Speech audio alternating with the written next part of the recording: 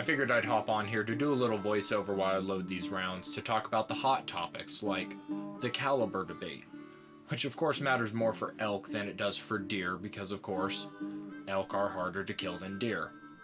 Now let's first look at what we're trying to do. We want to dump as much energy as possible into the animal while still retaining as much weight as possible to hopefully cause a complete pass through. And then somewhere in there we also want that bullet to expand as much as possible. That's a lot to ask for from one round and one bullet. And a lot of modern bullet designs may be advertised for hunting, but have poor performance on large game.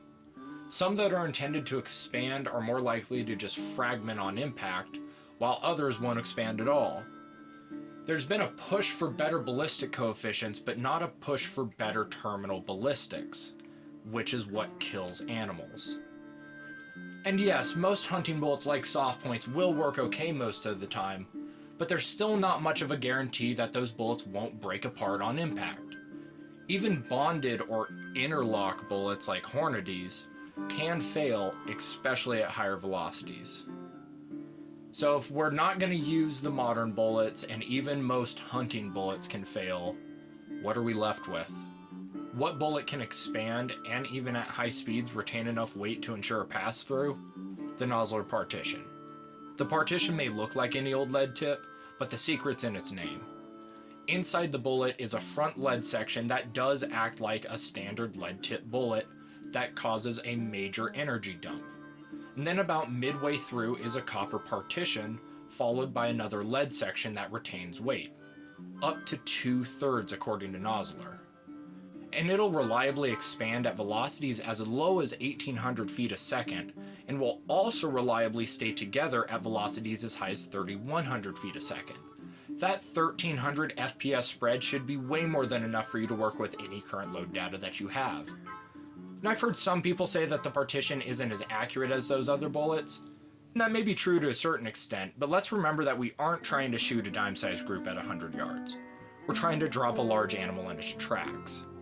And while I won't open up the can of worms that is long-distance hunting, massive air quotes there, what I will say is that this bullet performs perfectly fine with the right load at hunting distances. And now what about weight and velocity? Those are of course going to be caliber dependent. And when it comes to the caliber debate, there usually isn't a right answer.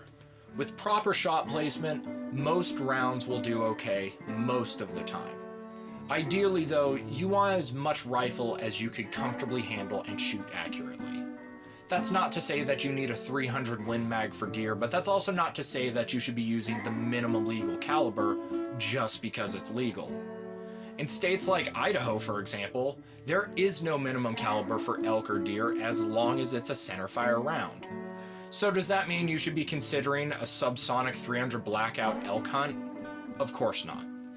Most people, and yes, even kids, out on their very first hunt, will be able to shoot a 7mm08, 6.5 Creed, or 308 comfortably with very little practice. I would say those should be considered the bare minimum for elk. And circling back to weight and velocity, let's remember what we're trying to do. Dump energy and keep going.